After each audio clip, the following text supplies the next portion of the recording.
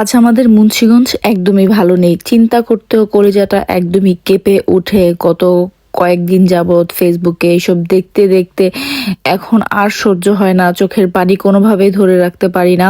সারাক্ষণ শুধু এগুলি ফেসবুকে স্ক্রোল করতে করতে করতে করতে সময় যে কখন চলে যায় বলতেই পারি না। তো এতদিন অন্যান্য জেলাটা দেখেছি, খারাপ তো অবশ্যই লেগেছে, কিন্তু নিজের জেলা তো নিজের জেলায়, আর নিজের জেলার মানুষের কথা চিন্তা করে আরো কষ্টে বুক ফেটে যায়। সকালবেলা ঘুম থেকে উঠেই দেখি যে মুন্সিগঞ্জের অবস্থা খুবই খারাপ। যেহেতু আমার একটা ভাই আছে, ও গত কয়েকদিন গিয়েছিল যে ছাত্রদের মিছিলে, তো আমি বারবার নিজের ভাই বলে কথা বারবার মানা করা সত্ত্বেও সে গিয়েছে।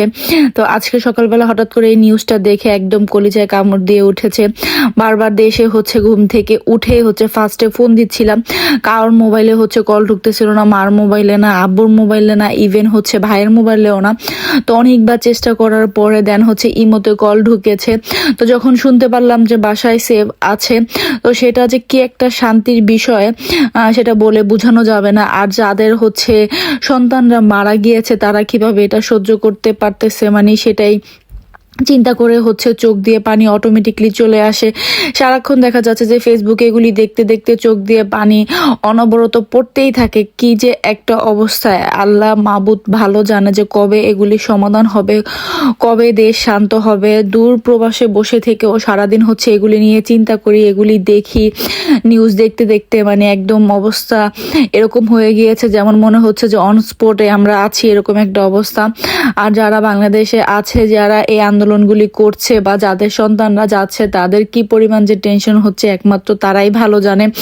তো নিজের ভাই বা নিজের আত্মীয় স্বজনদের কথা চিন্তা করে কলিজার মধ্যে কামড় দিয়ে ওঠে। আর অন্যদের কথা চিন্তা করলে তো তারা কিভাবে সহ্য করতেছে বা কিভাবে নিজেদের সামলাচ্ছে সেটাই সবচেয়ে বড় বিষয়। যাদের সন্তানরা মারা গিয়েছে তাদের মাদের মনের অবস্থা এখন কেমন, তারা আল্লাহ ছাড়া আর কেউই ভালো জানে না। কিন্তু তাও তারা শহীদই মৃত্যুবরণ করেছে, এটা চিন্তা করে হয়তো মনকে একটু সান্ত্বনা দিলেও তারা দিতে পারে যে আমার সন্তান দেশের জন্য শহীদ হয়েছে।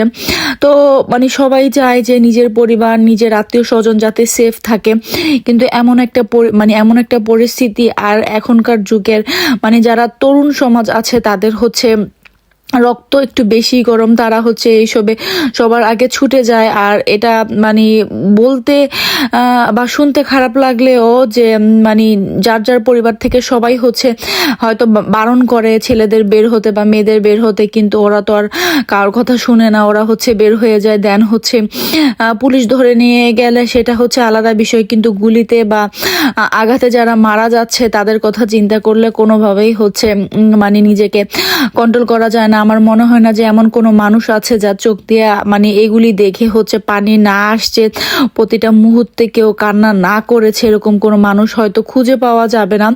প্রত্যেকটা মানুষই যে যেখান থেকে দেখতেছে সবাই এগুলি নিয়ে চিন্তা ভাবনা করতেছে। সারাটা সময় এগুলি নিয়ে কথা বলতে বলতে সময় কেটে যায়, যদিও আমরা কিছুই করতে পারবো না জানি, কিন্তু এইসব কথা চিন্তা করতে করতে সময় পার হয়ে যায়। আর মন এত খারাপ লাগে যে কবে এগুলি সমাধান হবে, কবে এগুলি সমাধান হবে।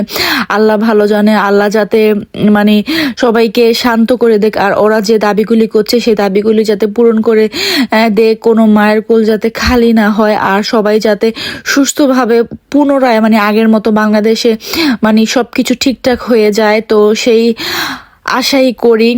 তো কথা বলতে বলতে আজকের ব্লগটা শেষ করলাম, কারণ বেশ অনেকদিন যাবতীয় ভাবতেছিলাম যে কিছু বলি কিন্তু ভালোই লাগে না, বা ব্লগ আপলোড অনেক করা আছে, আপলোড দিতেও তেমন ভালো লাগে না। গতকালকেও দেইনি, কেমন জানি ভালো লাগতেছিল না, এগুলো স্ক্রোল করতে করতে চোখ দিয়ে পানি চলে আসতেছিল, তাই আর আপলোড করিনি।